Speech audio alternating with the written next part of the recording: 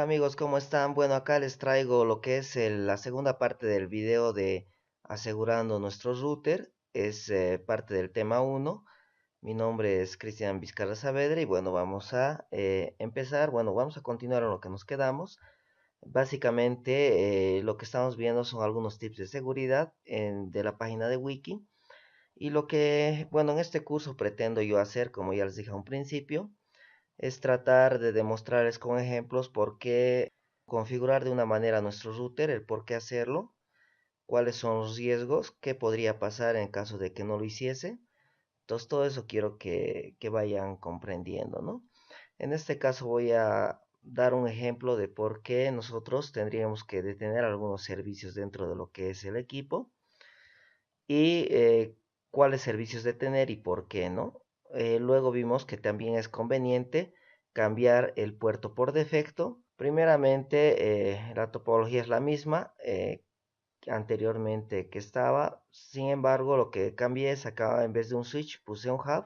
Después tenemos nuestra máquina Windows 7 y nuestro Kali Linux, ¿no? Bien, entonces la red es la 10.10.10.0/24, todo eso se mantiene. Mi máquina anfitrión es un Windows 8.1, desde el cual estoy conectado con Winbox, desde mi máquina anfitrión. Acá tenemos el Windows 7 y el Windows, bueno, el Kali Linux, ¿no? Bien, entonces lo primero que vamos a hacer es mostrar o demostrar por qué detener algunos servicios, porque es conveniente. Por ejemplo, si nos vamos a IP Service, decíamos, acá tenemos todos los servicios, algunos por defecto ya encendidos, habilitados. En el caso de Telnet, primeramente, ¿por qué es conveniente si yo voy a desear ya sea una conexión remota vía Telnet o SSH? Siempre elegir el SSH. ¿Por qué?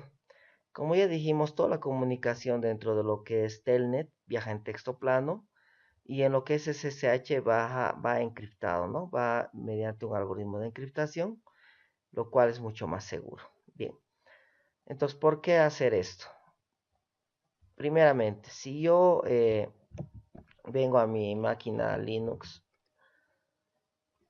y de alguna manera lo que vamos a más adelante mostrar eso, cómo se podría hacer y cómo detener. Si yo acá, bueno, tendría un switch a un principio, estaría conectado en una red. Ustedes saben que el switch básicamente lo que hace es conmutar paquetes, pero el hub es un repetidor, o sea, lo que va a pasar que el hub básicamente es un dispositivo tonto, se le dice, en el cual no aprende rutas y el hub, cualquier mensaje que le llega, lo replica a todos excepto por donde se le ha enviado. ¿Qué quiere decir eso? Cualquier mensaje que venga por acá va a ser replicado a mi Kali Linux y también a mi router. Por más que este mensaje sea solo para el router, igual va a ser replicado a Kali Linux. Bien, obviamente ya las redes casi ya no se utilizan lo que son los hubs. En algunas redes tal vez un poquito antiguas si se ve lo que son estos dispositivos, pero siempre se recomienda utilizar un switch. De todas maneras, se puede hacer diferentes tipos de ataques que más adelante vamos a ver unos ejemplos, mediante los cuales una máquina, por más que se esté trabajando mediante un switch, puede escuchar tráfico, ya sea de una máquina en particular o mediante algún tipo de ataque, ya sea una inundación de direcciones MAC, cualquier tipo de ataque al switch. El switch en algunos casos puede estar trabajando como hub, ¿no? Cuando básicamente se le realiza alguno de estos ataques que luego vamos a ver. Bien, de todas maneras, vamos a suponer que ya de alguna manera tenemos o estamos escuchando lo que es el tráfico de la red. Entonces, para escuchar el tráfico de una red, básicamente se utiliza, hay varios programas que tiene Linux, también hay en Windows. Uno de los más utilizados es Wireshark y es el que vamos a usar ahora. ¿Ya? Wireshark, como ya les dije, es un sniffer, es un olfateador de la red. Básicamente lo que hace este programa es capturar todo el tráfico aunque no sea para él, ¿no? Yo le digo que voy a escuchar mediante la Ethernet 0, mediante esta interfaz, y me pongo a escuchar. ¿Bien? Entonces, lo que hago es irme a mi otro equipo, donde está mi Windows 7, y mediante el PuTTY voy a hacer una conexión mediante Telnet. ¿Bien? Entonces, yo voy a poner acá la IP de la máquina, del router en este caso, y me voy a conectar. Entonces me pide el login, es administrador, y su password del 1 al 9. Bien, como ven ya tenemos acceso al root. Entonces, como ya les dije, mediante el hub yo puedo escuchar todo lo que está pasando. Voy a detener el tráfico. Y acá tiene un filtro una opción de filtros, diferentes tipos de filtrados para diferentes tipos de protocolos, etcétera. En este caso voy a filtrar todo lo que es Telnet. Hago doble clic y lo que va a pasar es que solo me va a mostrar todo lo que es Telnet. Bien, mediante alguna de estas peticiones yo voy a ir observando. Mediante lo que se ha hecho esta comunicación podemos ir mostrando lo que es el tráfico en TCP. Y aquí, como ven, en uno de los paquetes que yo he puesto que muestre todo lo que es la conversación entre estos equipos, aquí me muestra el login, administrador y el password, ¿no? Del 1 al 9. Bien. Entonces, como ven, la comunicación, como ya les dije, es en texto plano. Básicamente me muestra tal cual cómo se está conectando, y si alguien estuviese conectado, podría ver, ¿no? Entonces, fácilmente, una vez capturado esto, yo puedo agarrar mi Linux, me abro otra terminal, y ya teniendo las credenciales, simplemente me logueo.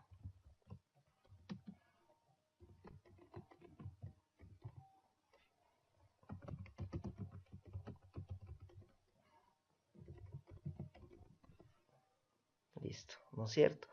Entonces, por eso es que es una razón mediante las cuales no debería tener yo este servicio habilitado.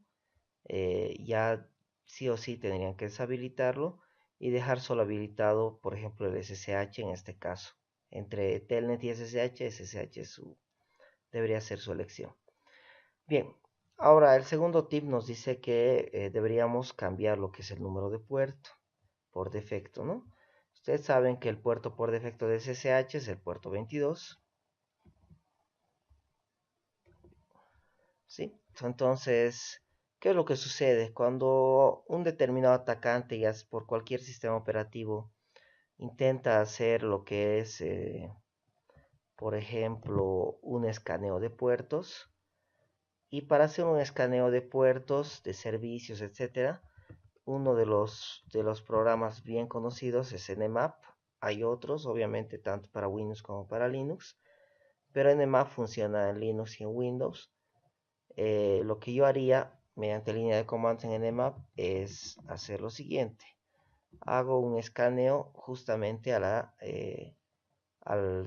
router. En otros capítulos vamos a ver cómo tratar de detener, o tratar de mitigar, de ver cómo detener este escaneo de puertos. Aunque es bastante difícil hacerlo esto, ¿no? Pero de todas maneras vamos a ver algo. Bien, como ven, luego del escaneo tenemos, o nos muestra lo que es Nmap, los puertos que están abiertos. En este caso, acá está el 22SH.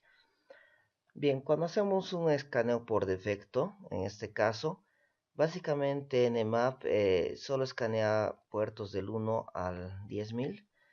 Entonces, si el usuario es un usuario tal vez novato, que simplemente quiere ver cuáles puertos o qué servicios están trabajando en mi router. Bien, entonces el tip es que cambiemos el número de puerto a un puerto diferente. En este caso, como les dije, tratar de, vamos a elegir por ejemplo un puerto que sería el 20.000. O algún otro también. Entonces, como ya le he cambiado el puerto, voy a volver a hacer el escaneo por defecto de Nmap para ver si ahora me pilla lo que es el puerto, bueno, el servicio SSH, básicamente, ¿no? Como ven, ya cambiando el puerto, sí me pilla lo que es el 20.000, ¿no? Pero no como SSH, me lo pone DNP. Vamos a ver un puerto más alto. Tal vez vamos a probar con el 30.000.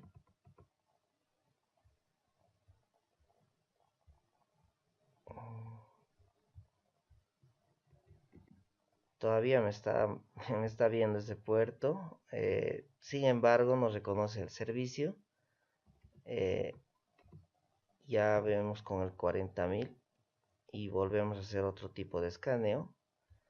Vamos a ver si llega hasta el 40.000. Y bueno, ahí ya está fuera de su rango, ¿no?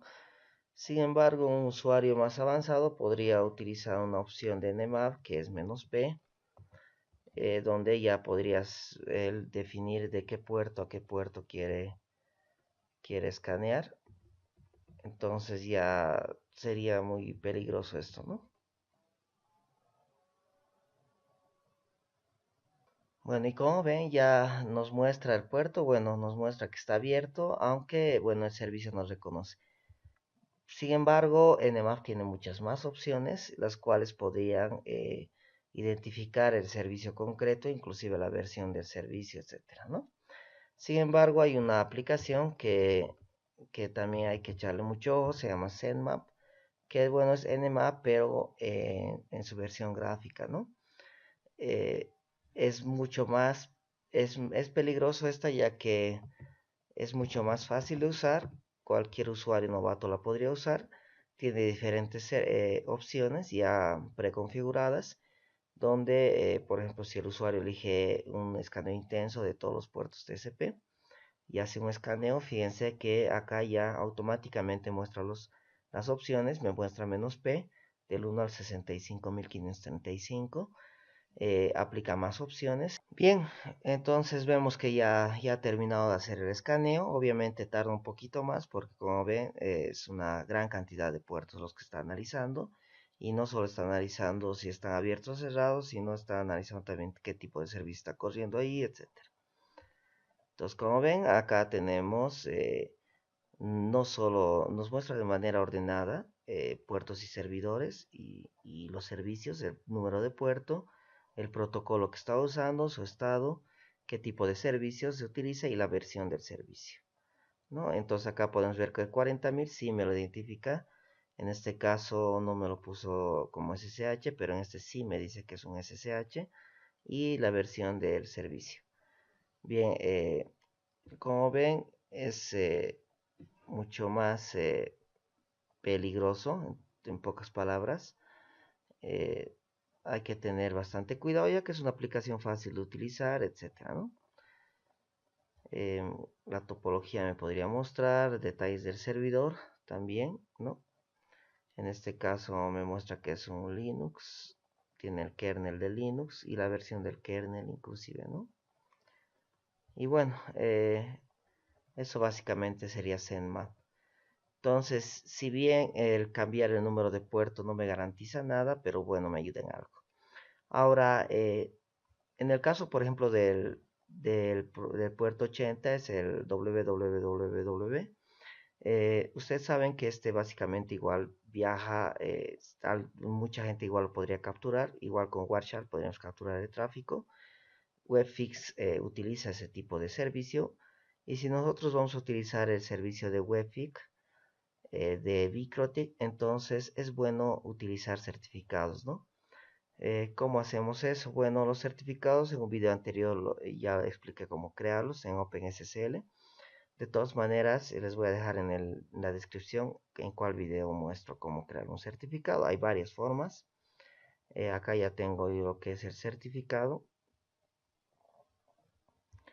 Entonces, estos certificados ya están creados. Lo que yo haría o lo que ustedes tendrían que hacer primeramente es abrir la carpeta de files, arrastrar lo que es la clave y el certificado. Una vez copiado, se va a lo que es IP Service System Certificates, perdón. Dentro de eso vamos a lo que es importar. Importamos lo que es la clave.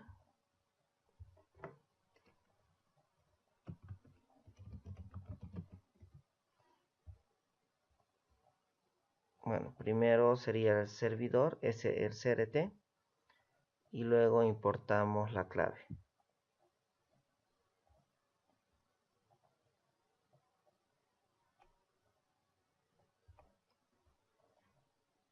Bueno, acá como ven no sale KT, entonces voy a quitarlo.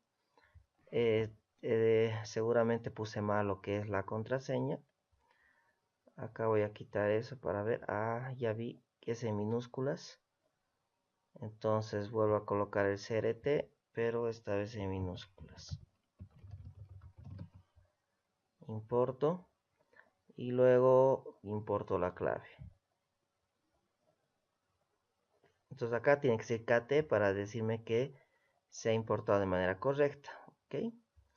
Bien, una vez hecho eso, ustedes se van a IP, bueno, vuelven a IP Service y lo que hacen es activar el WWSCL, ¿no? Por el puerto 443 y seguidamente lo que harían ustedes es cargar este certificado, ¿no?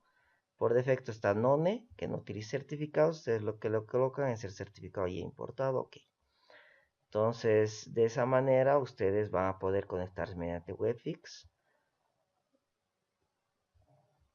¿no? Por un navegador de internet y de manera segura, ¿no? Bueno, de manera relativamente segura podríamos decir, entonces sería ya por HTTPS.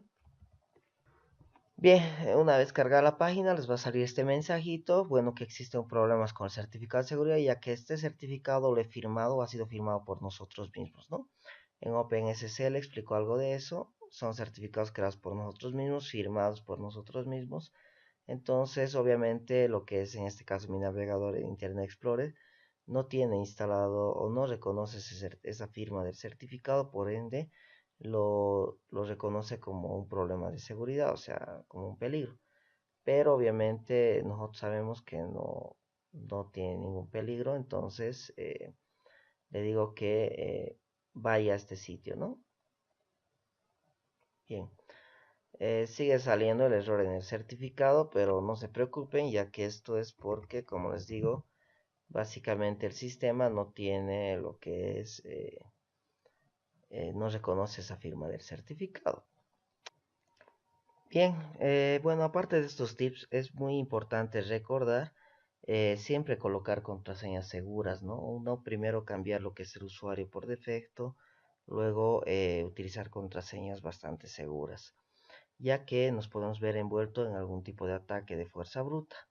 Voy a dar dos pequeños ejemplos para demostrar este tipo de ataque del cual podemos ser víctimas. Bien, entonces para este caso lo que voy a hacer es, bueno, habilitar lo que es Telnet eh, y lo que vamos a hacer es utilizar un ataque de fuerza bruta. Podríamos hacerlo mediante MSF Console, mediante Metasploit. También podrían sufrir este tipo de ataque mediante un programa como es Hydra. Es una aplicación la cual también nos puede traer problemas. Ustedes ven, nos da un ejemplo de cómo utilizarlo. Entonces, básicamente funciona en base a diccionarios. También podríamos, o sea, varias formas ahí, inclusive Nmap tiene lo que es en sí una opción mediante la cual podría yo caer en esto, ¿no?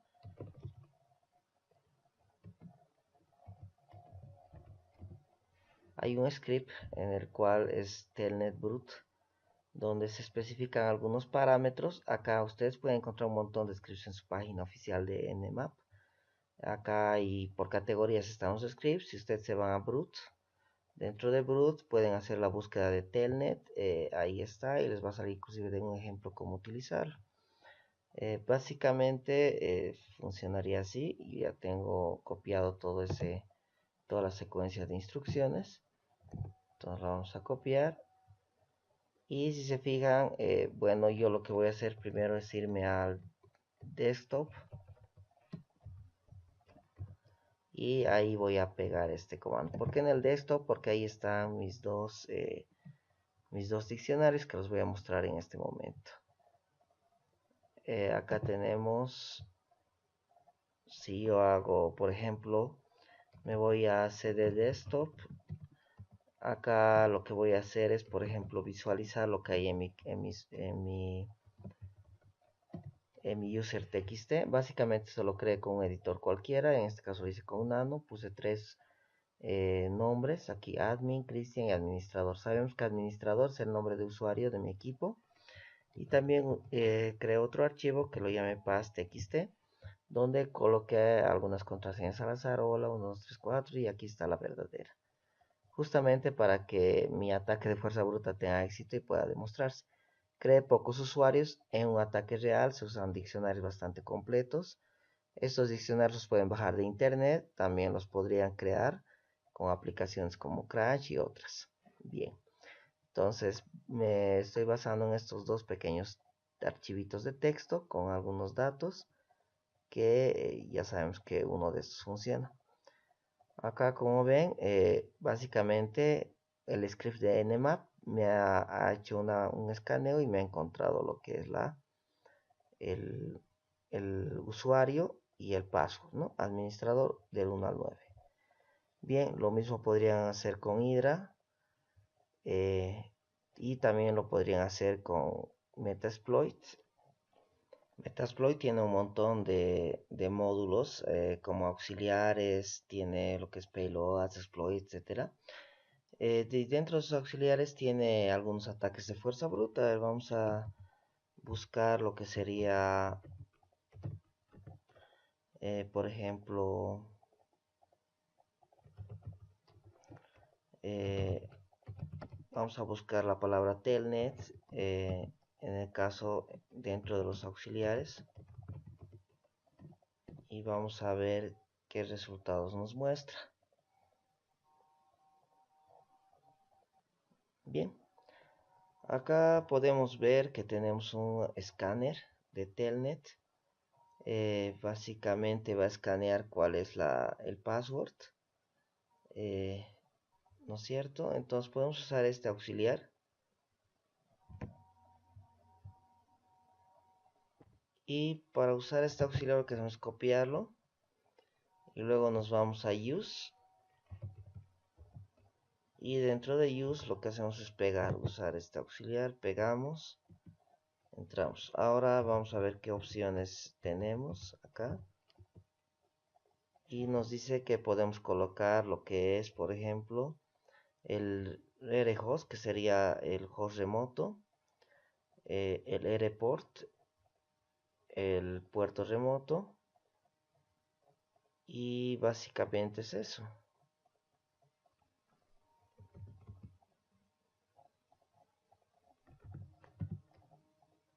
Ya me equivoqué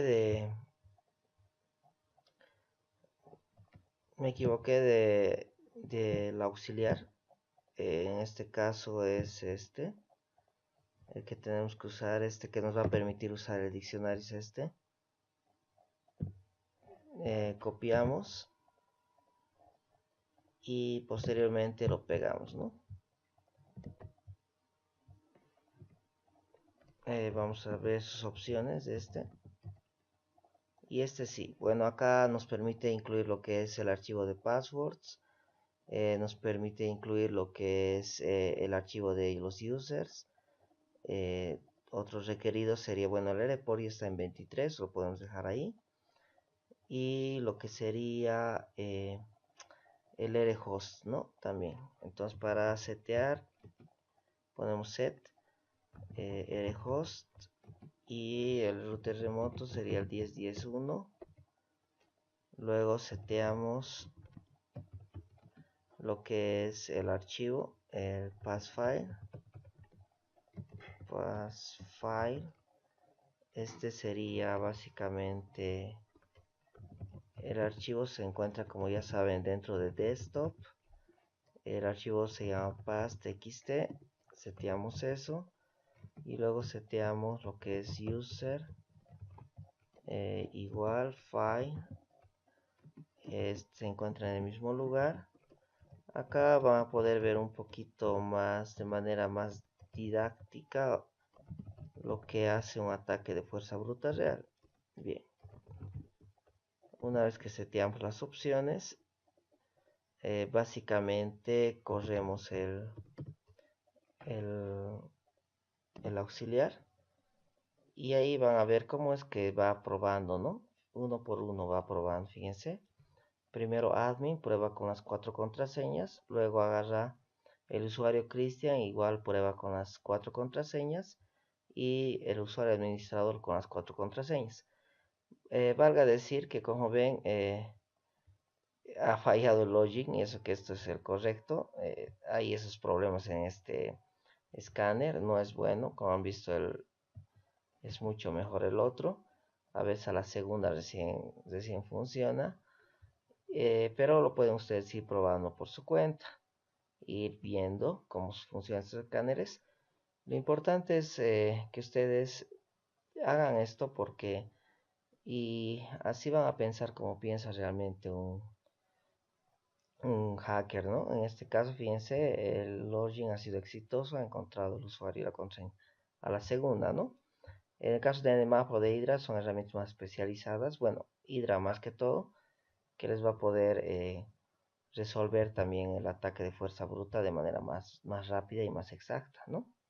Acá también les da la posibilidad de incluir lo que es el "-l" para incluir el archivo de los login, "-p" para incluir el archivo de los passwords, y bueno, la IP sería el servicio es Telnet y la IP del equipo contrario, ¿no? Bueno, espero que esto lo puedan probar un poquito, sepan entonces que si no colocan un usuario y una contraseña exactas, pueden ser pasibles a un ataque de fuerza bruta.